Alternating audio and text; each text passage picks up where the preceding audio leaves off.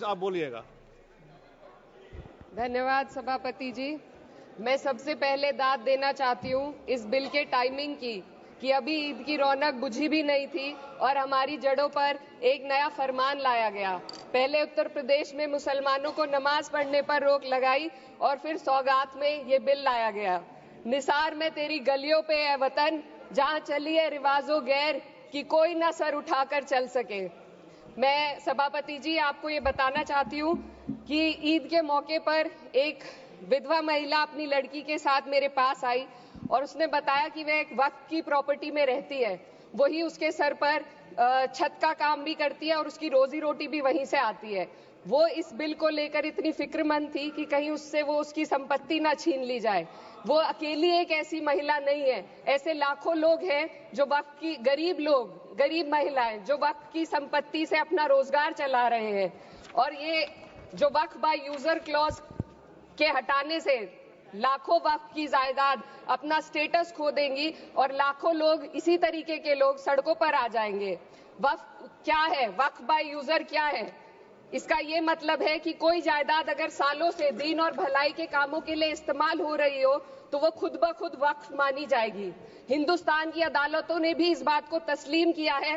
Waqf by user सिर्फ वक्फ board को ही मिली कोई खास सौगात नहीं है, ये बल्कि सभी अन्य धार्मिक ट्रस्टों को परंपरा और यूज के आधार पर बिना किसी डॉक्यूमेंटेशन के धार्मिक चरित्र को डिक्लेयर करने का राइट मिला हुआ है।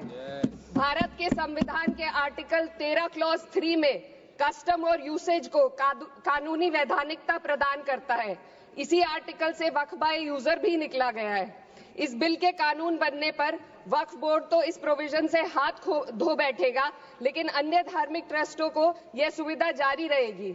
इससे भारतीय संविधान के आर्टिकल 14 और 15 का सीधा उल्लंघन है, जो धर्म और जाति के आधार पर भेदभाव और कानून के सामने सभी की बराबरी पर जोर देता है। मैं इसके साथ ये भी कहना चाहती हूँ कि सत्ता के लोग जो एक दूसरे की पीठ थपथपा रहे हैं कि वक्फ बाय यूजर का जो अमेंडमेंट इन्होंने दिया उसको एक्सेप्ट कर लिया गया है, लेकिन इनकी शरारत यह है कि उसके साथ ही एक ऐसा प्रोवाइजो इसमें शामिल किया गया जिसके आधार पर यह कहा गया है कि अगर कोई भी वक्फ की संपत्ति विवादित हो तो वो अपना वक्फ स्टेटस खो देगी। तो जो अमेंडमेंट इन्होंने दिया है, जिसको एक्सेप्ट कर लिया गया है, उसका कोई मतलब नहीं है। ये इनकी नीयत है जो साफ जाहिर हो रही है। सोने पर सुहागा एक काम और किया है। सरकार ने वक्फ की कानून के सेक्शन 107 को हटाकर लिमिटेशन एक्ट में 12 साल तक ही किसी के खिलाफ अदालत में जाने का प्रोविजन है। सेक्शन 107 में बोर्ड को लिमिटेशन एक्ट से राहत मिली हुई थी। वक्फ बोर्ड कभी भी अवैध कब्जाधारियों के खिलाफ अदालत जा सकता था। अगर ये सेक्शन ना हो तो अवैध कब्जा करने वाले लोग कानूनी प्रक्रिया का फायदा उठाकर वक्फ की प्रॉपर्टी को हड़प सकते हैं। अन्य धार्मिक ट्रस्टों पर भी ये लिमिटेशन एक्ट लागू नहीं होती, तो फिर वक्फ बोर्ड के साथ ये सौतेला रवैया क्यों किया जा रहा है? धर्म को देखकर दोहरी नीति क्यों अपनाई जा रही है? सेक्शन 107 और वक्फ बाय यूजर को अगर एक साथ पढ़ा जाए तो इससे लाखों वक्फ की प्रॉपर्टी पर कब्जा किया जाएगा। इसलिए ये बिल मुसलमान की भलाई का नहीं बल्कि उनके वजूद और विरासत को मिटाने का बिल है। हिंदुस्तान में बहुत सारे धार्मिक ट्रस्ट हैं जिसमें उस खास मजहब के लोग शामिल होते हैं और उसका इंतजाम करते हैं। और ये बात समझ में आने वाली भी है, क्योंकि जो व्यक्ति अपने मजहब के रीति रिवाज को जितना अच्छे से समझ सकता है, किसी अन्य मजहब का व्यक्ति नहीं समझ सकता।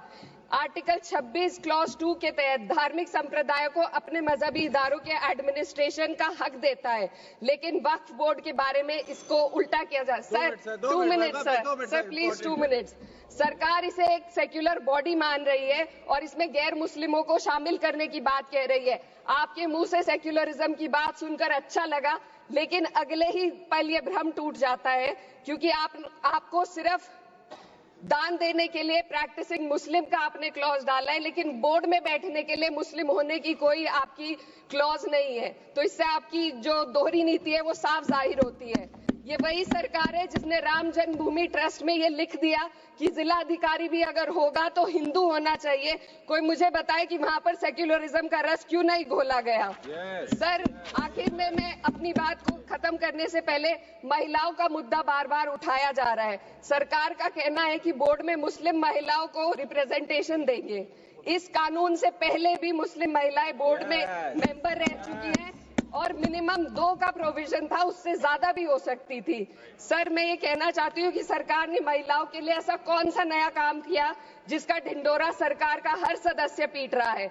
इस बात की तायीद अगर आपकी तरफ से कोई मुस्लिम महिला करती तो हम उसका यकीन भी करते, लेकिन अफसोस आपकी इतनी लंबी कतार में एक भी मुस्लिम महिला नजर नहीं आती है। सर,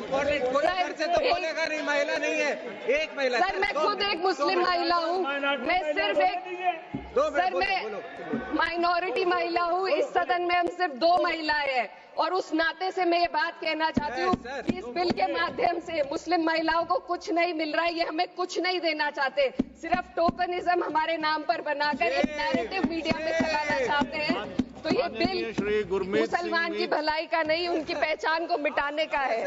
सर, अंत में मैं बस यही कहना चाहती हूँ कि कागजों की कैद में बस नाम रह जाएंगे, वो जो हमारे थे सिर्फ दावे में रह जाएंगे। इस बिल के द्वारा मीठी ईद के जायके को कड़वा करना, यही असली सौगाते मोदी था। आप इस पर अपनी राय जरूर कमेंट में पेश करें।